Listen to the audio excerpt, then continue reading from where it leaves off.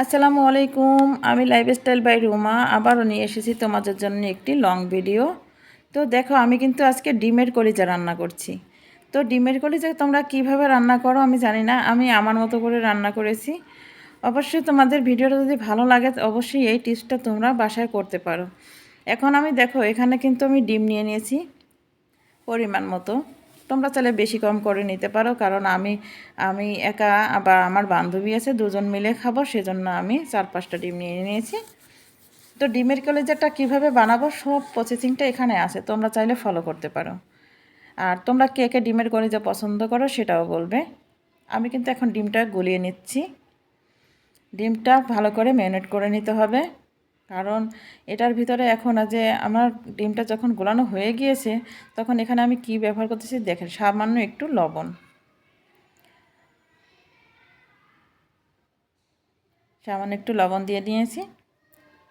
তারপরে দিয়ে দেব একটু গোলমরিচের গুঁড়া।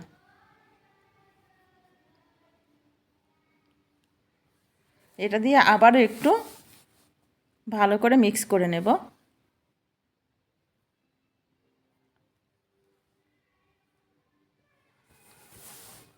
ভালো করে মিক্স করে নিয়েছি, দেখতেই পাচ্ছ।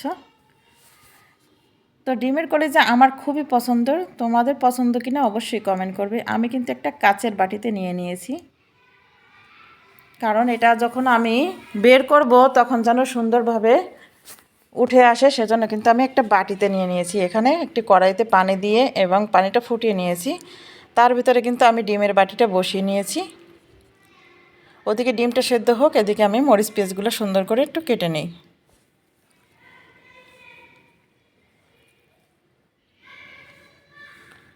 এখানে আমি মরিচ, পেঁয়াজ, আলু, টমেটো নিয়ে নিয়েছি। এখন আমি সুন্দর করে এগুলা কেটে নেব। এভাবে আমি কিন্তু ডিমের যে আকৃতিটা করব সেইভাবে কিন্তু আমি আলুগুলো কেটে নিয়েছি। এখন আমি টমেটোগুলো কেটে নেব, পেঁয়াজ কেটে নেব। তোমাদের কার কার এরকম ভিডিও পছন্দ অবশ্যই কমেন্ট করবে। আর একটি কথা, যে ভিডিওটা কেউ স্টিক করে দেখবে না, কারণ ভিডিওর কোনো একটা জায়গা তোমাদের ভালো লেগে যেতে পারে। দিনটা ছিল শুক্রবার, আমার বাসাতে কেউ ছিল না। তো ভাবলাম রান্না করব কি করব না, তারপর ভাবলাম যে না, দুপুরে একটু ভাত না খেলে হবে না, যেহেতু রাত্রে আমি বেশি একটা খাওয়া হয় না, তার কারণেই রান্নাটা জরুরি করে নিলাম। এখন ডিম যেরকম আমি কেটে ছোট করব ঠিক ওইভাবেই কিন্তু আলু, টমেটো এবং আমি সুন্দর করে ওইভাবে সাইজ করে কেটে নেব। যারা আমার এখানে বন্ধু, ফ্রেন্ড সার্কেল, ভাই বোন আছো তাদেরকে অসংখ্য অসংখ্য ধন্যবাদ আমার চ্যানেলটাকে সাবস্ক্রাইব করে আমার পাশে থাকার জন্য। আর যারা আমার নতুন ফ্রেন্ড সার্কেল আছে, যারা আজ প্রথমবার আমার আইডিটা ভিজিট করতেছো, তাদেরকে বলতেছি অবশ্যই তোমরা যে ভিডিওটা দেখবে, অনুরোধ থাকবে ফুল ভিডিওটা ফুল ওয়াচ করে দেখার চেষ্টা করবে, স্কিপ করবে না। কখনো যদি ভিডিওতে অ্যাড আসে, অ্যাডটাও কিন্তু তোমরা দেখে নেবে ফুল ওয়াচ করে। এখানে দেখো, আমি তোমাদের এখন দেখাবো ডিমটা কিন্তু আমার অলরেডি সিদ্ধ হয়ে গেছে। দেখো, একদম ভাপা পিঠার মতো সিদ্ধ হয়ে গেছে। এক্ষেত্রে কিন্তু আমি এখন তুলে নেব, কারণ ডিমটা সিদ্ধ হয়ে গেছে। এখানে একটি কড়াই বসিয়ে নিয়েছি এবং এখানে ভাতের পানি দিয়ে নিয়েছি।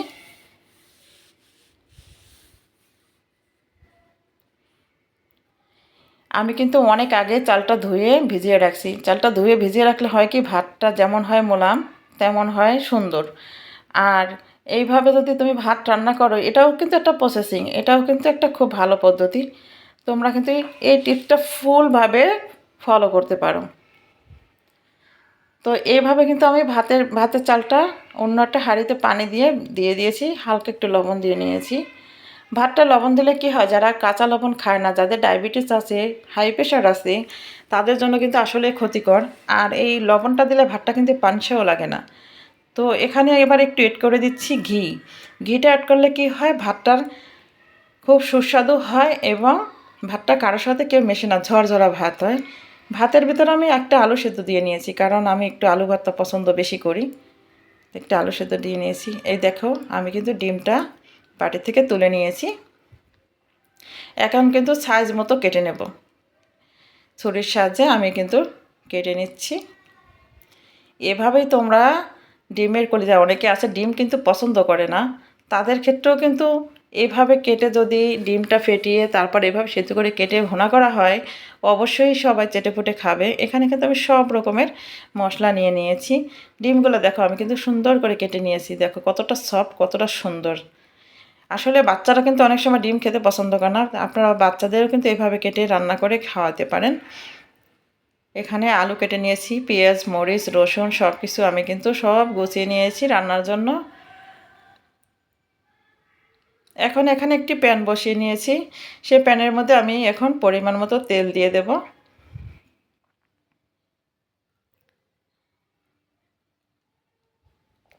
তেল দিয়ে নিয়েছি, চুলাটা আগেই ধরিয়ে নিয়েছি, আপনারা দেখতে পাচ্ছেন।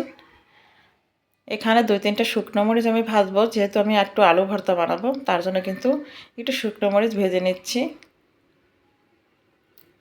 মরিচগুলো দেখতে কিন্তু সুন্দর না, কিন্তু অতিরিক্ত ঝাল এবং ঘেরান। এই তেলের ভিতরে কিন্তু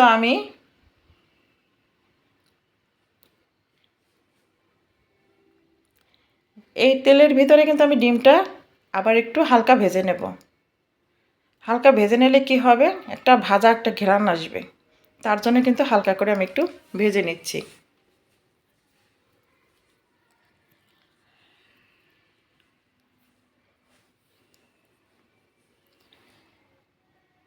এই ভেজে নেওয়ার পাশাপাশি কিন্তু আমি ভাতটা বসিয়ে নিয়েছি। দেখো আমার ভাতটা কিন্তু প্রায় হয়ে গেছে। আমি এখন ঢাকনা দিয়ে ঢেকে রাখবো, ভাপে থাকলে ভাতটা যেমন মোলায়েম হবে, ঝরঝরা হবে। এখন এই কড়াইতেই কিন্তু আমি আবার আলুগুলো একটু ভেজে নিচ্ছি, কারণ ডিমটা কিন্তু পুরোপুরি ভাজা এবং সিদ্ধ করা, তো ওটাতে তো বেশি সময় লাগবে না, তার জন্য কিন্তু আমি আলুটা ভেজে নিচ্ছি। এই যে ডিমটা ভেজে কিন্তু আমি তুলে নিয়েছি, দেখো কতটা সুন্দর লাগছে। এটাকে বলা হয় ডিমের কলিজা। তাও আলুটাও কিন্তু আমি সুন্দর করে ভেজে নিচ্ছি, 80% আলুটা হয়ে গেছে। আর মশলা কষানোর সাথে যখন আমি আলুটা অ্যাড করব, তখন কিন্তু পুরোপুরিটা সিদ্ধ হয়ে যাবে, তাই বেশি একটা সময়ও লাগবে না। এখন এখানে আমি একটি কড়াই বসিয়ে নিয়েছি। কড়াইয়ের মধ্যে সেই ডিম আর আলু ভাজা তেলটা কিন্তু আমি ফেলে দিইনি, সেই তেলটাই কিন্তু আবার আমি কড়াইতে দিয়ে নিয়েছি। দেখো কতটা সুন্দর লাগছে।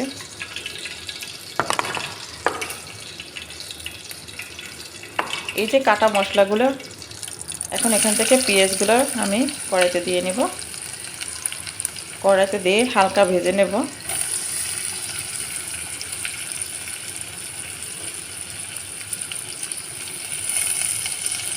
দুটো তিনটে কাঁচামরিচ কিন্তু আমি একটু কেটে তেলের মধ্যে দিয়ে দিয়েছি। এখন কিন্তু সুন্দর করে এটা ভেজে নিচ্ছি। তারপরে কিন্তু আমি এখানে অ্যাড করব গুঁড়ো মশলা। এখানে সব রকমের মশলা নিয়েছি, আদা, জিরা, রসুন, পেঁয়াজ, যেখানে যা লাগে সব কিছুর সাথে কিন্তু কারি পাতাও নিয়ে নিয়েছি। এখন কিন্তু সুন্দর করে মশলাটা আগে একটু ভেজে তারপরে কিন্তু পানি দিব, কারণ তেলের যে একটা কাঁচা গন্ধ, সেই মশলাটা কিন্তু আর থাকবে না। এখন আমি টমেটো দিয়ে নিয়েছি, টমেটোকেও সুন্দর করে একটু কষিয়ে নিচ্ছি। অসাধারণ একটি স্বাদ তরকারি। তো এখানে কিন্তু আমি কিছু জিরা ভেজে নিচ্ছি, কারণ ডিম ভুনার উপরে যদি একটু জিরা ভাজা দেওয়া যায়, স্বাদটা কিন্তু সেরকম হবে। এ দেখো এটা কিন্তু কষানো হয়ে গেছে, আমি এখন একটু ঝোলের পানি দিয়ে নিচ্ছি। ঝোলের পানি দেওয়ার আগে একটু কষিয়ে নিয়ে ভালো করে।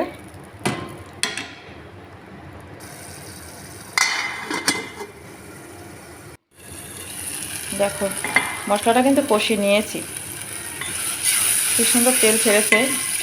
এরকম তেল ছাড়লে বুঝতে হবে যে মশলাটা কষানো হয়ে গিয়েছে। এখন কিন্তু এখানে আমি আলু অ্যাড করে নিয়েছি, ডিমগুলোও অ্যাড করে নেব। যেহেতু সবগুলোই পুরোপুরি হয়ে গেছে, দুটো একসাথে কষিয়ে নিয়ে আবারও 5-7 মিনিট একটু নেড়ে চেড়ে কষিয়ে নেব।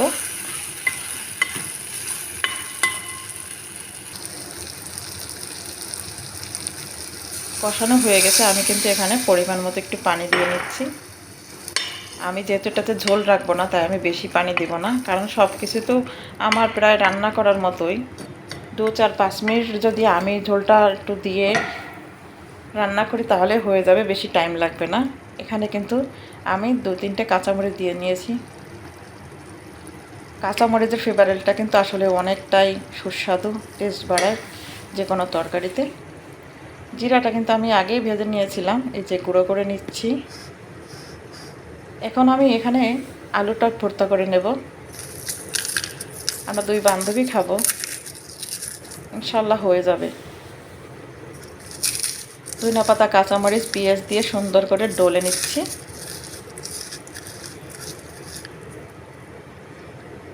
তোমাদের কার কার আলু ভর্তা পছন্দ সেটাও কিন্তু কমেন্ট করবে। আর একটি কথা, কেউ কখনো ভিডিওটা স্কিপ করে দেখবে না। স্কিপ করে দেখলে তোমরা ভিডিওটা কোনো মজাই বুঝবে না, মজা পাবে না। তো এইভাবে যদি সবাই সবার পাশে থাকি, ভিডিও দেখে কমেন্ট করি এবং তাকে উৎসাহিত করি, অবশ্যই আমি উৎসাহিত হব যে নতুন কোনো ভিডিও আপলোড করার জন্য। তো তোমাদের অনুরোধ করব, তোমরা সবসময় আমার পাশে থাকবে, এভাবে আমাকে সাপোর্ট করবে। তরকারিটা কিন্তু আমার অলরেডি হয়ে গিয়েছে, আমি কিন্তু এখন তুলে নিলাম। দেখো, ওয়াও, সেই রকম একটি স্বাদ, লোভনীয়। আমি কিন্তু খেয়েছি, তোমরাও বাসায় ট্রাই করতে পারো। সবাই ভালো থেকো, সুস্থ থেকো। আল্লাহ হাফেজ, আসসালামু আলাইকুম।